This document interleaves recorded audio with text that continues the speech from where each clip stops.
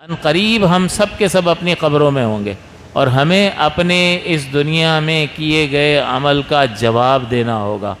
اللہ تعالیٰ نے قرآن عظیم میں فرمایا ثم لتسألن یومئذ عن النعیم، کہ پھر لتسألن، یہاں بھی بڑا تاکیدی کلام ہے، لام تاکید کا اور آخر میں نون تاکید کا، تو ترجمہ ہوگا ضرور ضرور۔ پہلے لام کا ترجمہ ضرور اور آخر میں جو نون مشدد لگا دیا اس کا ترجمہ ضرور، لتسألن ثم لتسألن، پھر ضرور ضرور تم سے سوال کیا جائے گا۔ بھئی کس چیز کے بارے میں؟ عن النعیم، نعمتوں کے بارے میں۔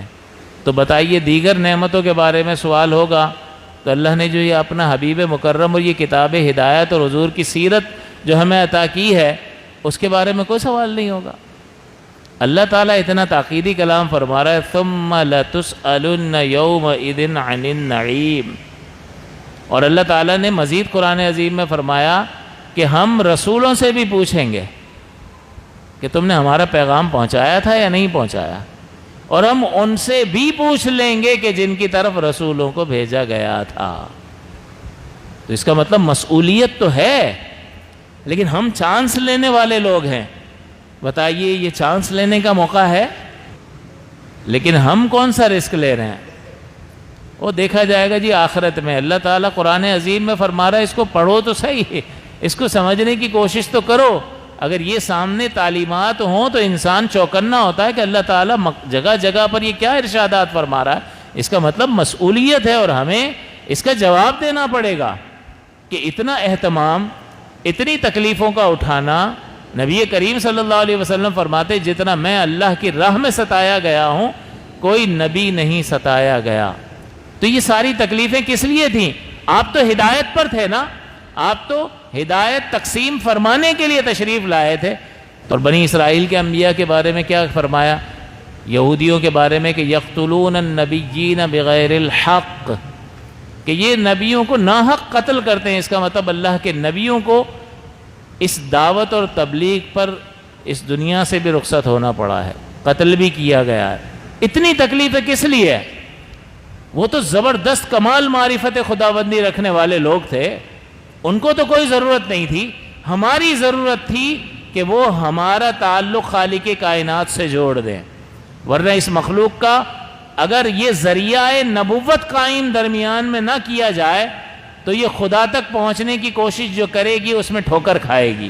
پھر وہ جس بھی ذریعے کو استعمال کرے گی ہدایت نہیں پا سکتی۔ یہی وجہ ہے کہ جس نے نبی کے واسطے کو چھوڑ کر خدا کو تلاش کرنے کی کوشش کی، جذبہ اچھا تھا خدا کی تلاش، میرا وجود ہے، مجھے اتنی نعمتیں ملی ہوئی ہیں، میرے سانس صحیح آتا ہے، میرے اعضاء سلامت ہیں، عدم سے وجود پایا جانا، اتنی اطراف میں اتنی نعمتیں، تو دل کرتا ہے کہ یار جس نے بنایا اس کو شکریہ ادا کرنا چاہیے۔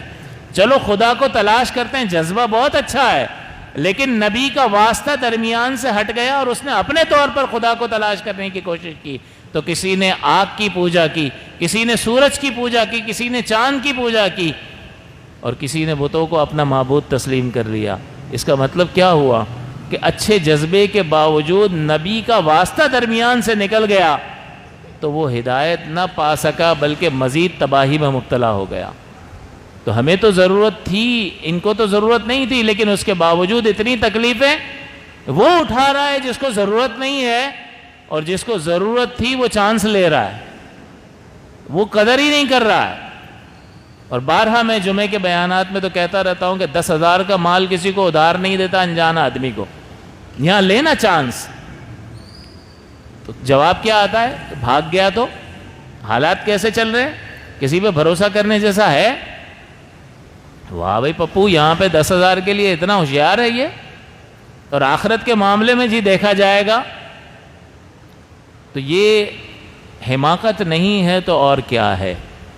تو یہ من اللہ کا صیغہ ہمیں یہ احساس دلانے کے لیے کافی ہے کہ مومنوں پر اللہ نے احسان فرمایا اذ بعث فیہم رسولا، جبکہ ان میں ایک رسول یعنی محمد صلی اللہ علیہ وسلم کو مبعوث فرما دیا۔ کیا کرنے آئے ہیں؟ یتلو علیہم آیاتہ ویزکیہم ویعلمہم الکتاب والحکمہ، اس کا مطلب ہے کہ یہ جو کرنے آئے تھے کس کے ساتھ کرنے آئے تھے؟ تلاوت کریں گے کس پر؟ دیواروں پہ تلاوت کریں گے یا انسانوں کو سنائیں گے اللہ کا مقدس کلام؟ انسانوں کو سنائیں گے۔ تزکیہ کرنے آئے تھے، یزکیہم کس کا؟ میرا آپ کا، ہماری طرف بھیجے گئے تھے۔ یعلمہم الکتاب والحکمہ، تعلیم دینے آئے ہیں کتاب و حکمت کی، کس کو؟ دیواروں کو، پتھروں کو، مجھے اور آپ کو۔ تو اب ہمیں سوچنا چاہیے کہ منصب رسالت تو یہ ہے کہ اس قرآن عظیم کو سنا جائے، اس کو سمجھا جائے، اپنا اس کی روشنی میں اپنا تزکیہ نفس سیرت طیبہ کی روشنی میں کیا جائے، اور جو علوم ضروری ہیں اس کو حاصل کیا جائے، اس کے بغیر چھٹکارا نہیں ہے۔